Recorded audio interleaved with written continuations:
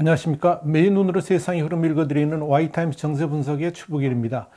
세계 최대 반도체 생산업체인 TSMC를 보유하고 있는 대만이 중국으로의 기술 인력 유출을 막기 위해서 강력한 조치를 취하기로 해서 관심을 끌고 있습니다.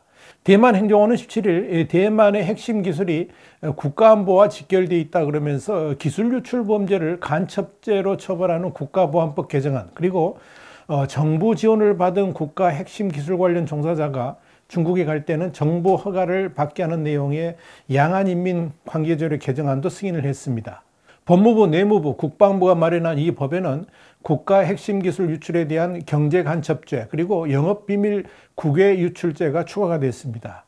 이 중 국가안보법 개정안은 대만 핵심 기술이나 영업비밀을 훔쳐서 중국이나 다른 외국 적대 세력에 넘기는 사람에게는 징역 최고 12년형을 내리고 5천만에서 1억 대만 달러, 한 21억에서 43억 원의 벌금을 부과한다, 이렇게 규정을 했습니다.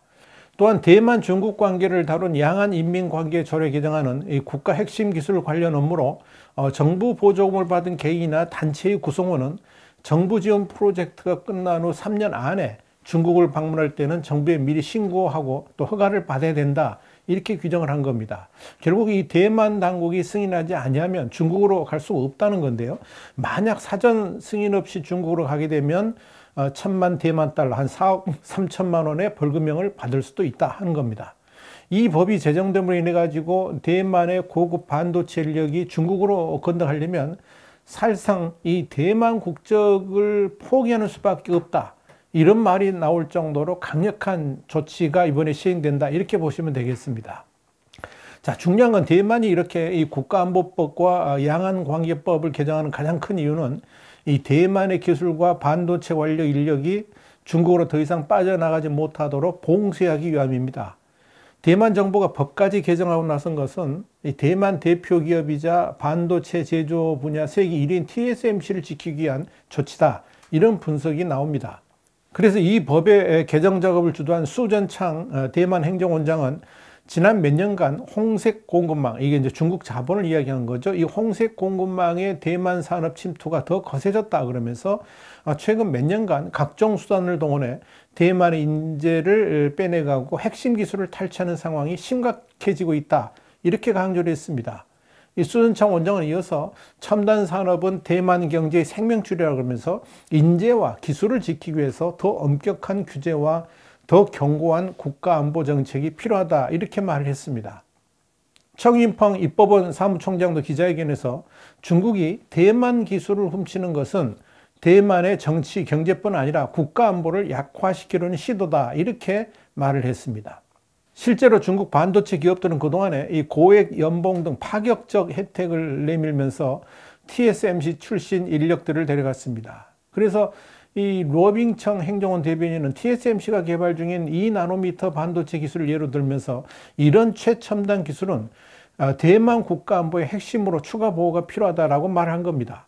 또한 차이정루 대륙위원회 법제처장은 처벌 대상을 명확히 하고 그에 따른 형벌을 높인 것이라 그러면서 이 중국 자본이 출처를 가장해서 대만의 불법 투자를 벌이거나 대만 기업으로 유장하는 수법으로 인력을 고용하고 기술을 탈취하는 것을 방지할 것이다, 이렇게 밝혔습니다.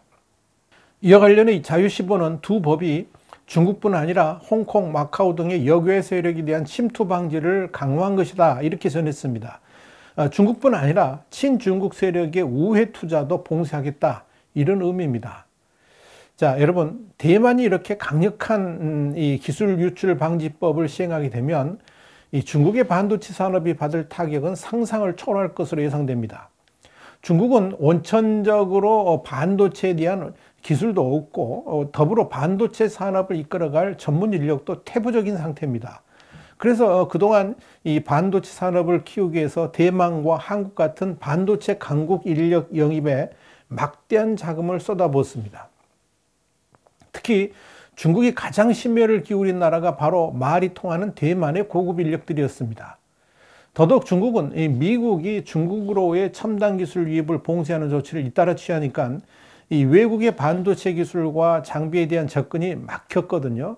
그러니까 이제 외국의 주요 반도체 기업의 기술 인력에 더 노골적으로 일을 끌어들이는 일들을 한 겁니다. 이에 따라서 중국은 세계 1위 반도체 위탁 생산 업체인 이 대만 TSMC 출신들을 엄청난 몸값을 지불하면서 대거 영입을 해갔습니다. 지금 중국의 반도체 산업을 이끌고 있는 SMIC, 그러니까 중신구어지라고 그러죠. 이 중신구어지 창업자는 대만인인 장루징이었습니다. 그는 이 TSMC 창업자 장중모 전 회장과 미국에서 함께 일을 한 적이 있습니다. 또한 핵심 기술 인력도 상당수가 바로 대만의 TSMC 출신들입니다. 사실상 중국 반도체의 자존심이라고 할 수 있는 SMIC는 대륙판 TSMC라고 해도 과언이 아닙니다. SMIC는 최고 경영자 CEO인 이 랑멍숭도 이 TSMC 출신입니다. 이 반도체 기술 특허만 400건 이상을 보유한 랑멍숭은 미국의 AMD, TSMC 그리고 삼성전자를 거쳐서 2017년 10월부터 SMIC 공동 CEO를 맡고 있습니다. 더불어서 지난해 11월까지 SMIC의 부회장을 맡았던 장상희도 바로 TSMC 최고 운영 책임자를 지낸 인물입니다. 반도체 업계 40년 경력의 장상희는 0.25 마이크로미터 또 16 나노미터 공정 개발을 이끌어서 TSMC를 업계 1위 파운드리로 성장시킨 주역이기도 합니다. 2020년 12월에 SMIC에 영입되었습니다만 랑멍숭 공동 CEO하고의 갈등 때문에 결국 SMIC를 떠났습니다. 장상희가 SMIC를 이직할 때 대만계 이사 3명이 줄사임을 하면서 이 SMIC는 휘청거리기도 했습니다. SMIC만 그런 게 아닙니다. 중국에서 유명한 반도체사들은 대부분 이 대만의 고급 인력이 생명을 걸고 있습니다. 소위 반도체 굴기를 하겠다면서 야심차게 출범했던 우왕홍신 반도체 제조, 이 HSMC라고 그러죠. 이 HSMC도 전직 TSMC 출신인 장상희를 영입하면서 출범을 했고요. 취한시인 집적회로, 그러니까 QXIC라고 그러는데 여기도 대만 출신 엔지니어 수십 명을 높은 연봉에 스카우트하기도 했습니다. 그러나 이 두 회사 모두 막대한 투자금을 모두 소진하고 상업용 칩 생산에는 실패를 했습니다.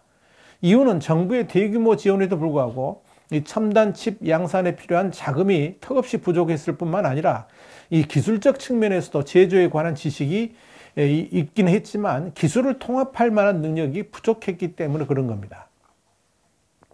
다시 말씀드려서 중국 내의 자체 인력으로는 반도체 산업을 이끌어갈 능력 자체가 안 된다는 뜻입니다. 그래서 그동안 대만의 고급 인력과 기술에 전적으로 의존을 해왔던 겁니다. HSMC는 지난해 6월 공식적으로 문을 닫았고 QXIC는 영업을 중단한 상태입니다. 자, 상황이 이렇다 보니까 중국이 앞으로도 대만의 인력과 기술을 끌어오지 못하게 되면 이 중국 내 반도체 산업의 미래는 지극히 불투명해질 수밖에 없다. 이렇게 할 수가 있을 겁니다. 자, 여러분, 미국이 중국을 제재하는 키포인트가 바로 반도체죠. 반도체가 없으면 중국의 미래도 없기 때문에 그렇습니다. 중국이 아무리 많은 예산을 투입해도 원천적 기술이나 그 기술들을 운용할 인력이 없다 그러면 아무런 소용이 없을 겁니다. 자, 분명한 것은 중국의 IT는 대만이 없으면 헛개비나 다름없다는 겁니다. 과거 미국의 트럼프 정부에서 중국의 화웨이를 제재한 바 있었는데 이 화웨이가 글로벌 시장에서 품질과 가성비로 경쟁할 수 있었던 근거는 바로 이 대만의 TSMC 때문이었습니다. TSMC가 해외 시장에서 먹힐 수 있는 고품질 제품을 화웨이에 제공을 해왔기 때문이죠. 그런데 미국의 대중국 제재에 발맞춰서 TSMC가 화웨이에 대한 반도체 공급을 줄이게 되니까 곧바로 화웨이는 끝모를 추락의 길로 들어섰습니다. 그것이 중국 반도체 산업의 현실입니다. 그래서 중국의 IT 산업이 비약적 발전을 할 수 있었던 것은 사실상 대만이 있었기 때문인데 미국과의 디커플링 때문에 대만이 중국으로부터 손을 떼게 되니까 중국 경제와 기술 발전도 절벽을 만나게 된 겁니다. 이 대만의 반도체 관련 기술과 인력 유출 금지 조치는 이미 지난해부터 준비되어 왔었고 이런 법적 조치가 강화될 것이라는 예상들이 있었습니다. 그동안 대만 정부는 정부 조례에 따라서 대만 취업 사이트라든지 헤드헌팅 업체가 중국 내 일자리를 광고 알선하는 게 원칙적으로 금지를 시켰습니다만은 이 중국과 교류 촉진이라든지 대만인의 취업 기회 확대 차원에서 사실상 허용을 해왔었습니다. 이 천수창 대만 노동부 취업 서비스 팀장은 지난해 5월 대만중앙통신사에 이런 말을 했습니다. 최근 몇 달간 반도체 분야에서 중국의 대만 인력 빼가기가 가속화되고 있고 이런 현상이 국제적으로 우위에 있는 대만 산업 경쟁력에 위협이 될 수 있어서 엄격히 관리하기로 했다라고 말을 했던 겁니다. 미국도 대만에 대해서 이 반도체 인력의 중국 유출에 대한 심각성을 제기를 했고 대만 역시 대만의 반도체 인력 유출이 계속될 경우에 이 대만 반도체 산업 자체에도 부정적 영향을 끼칠 수 있다고 판단해서 이번에 강력한 조치를 결국 내리게 된 것으로 보입니다. 자, 이런 상황이 다가오니까 마음이 제일 급한 사람이 바로 시진핑입니다. 당장 중국 이하의 반도체는 중국에서 얼마든지 만들 수 있지만 이 첨단 반도체 생산을 더 이상 생산할 수 없으니까 중국의 무기 체계는 물론이고 IT 산업의 미래도 점칠 수가 없게 된 겁니다.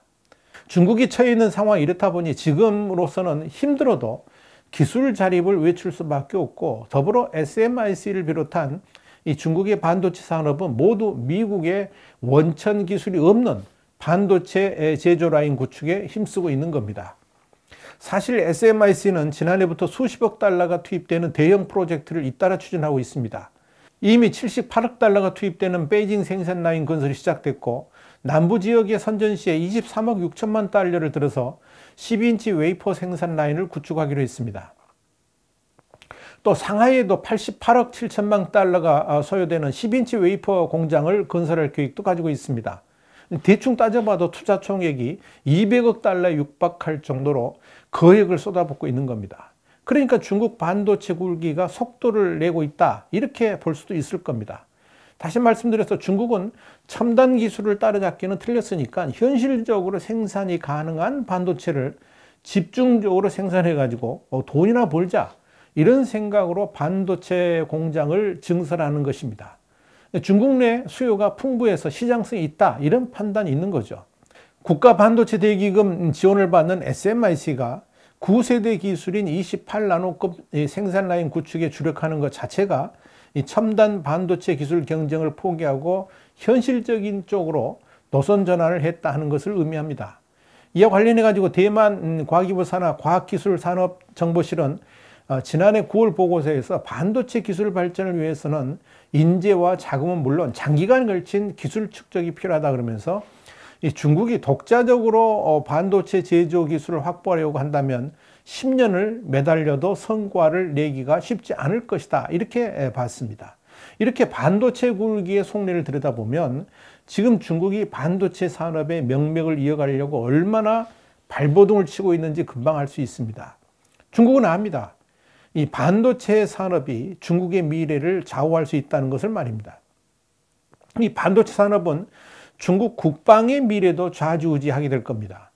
반도체 기술 증진 없이는 미국과의 군사적 우위에 선다는 것 자체가 불가능하기 때문이죠. 그렇다고 중국이 이런 상황을 돌파해갈 방법이 없다는 것이 또 문제입니다. 또한 그것이 중국 반도체 산업의 한계이기도 합니다. 그래서 중국이 대만을 침공한다면 그 이유는 반도체 때문일 것이다. 이 아시아타임스와 디플로매시 이런 전망까지 하게 된 겁니다. 여러분 이것이 중국의 현실입니다. 와이타임스 정세 분석이었습니다. 다음 시간에 다시 뵙겠습니다. 감사합니다.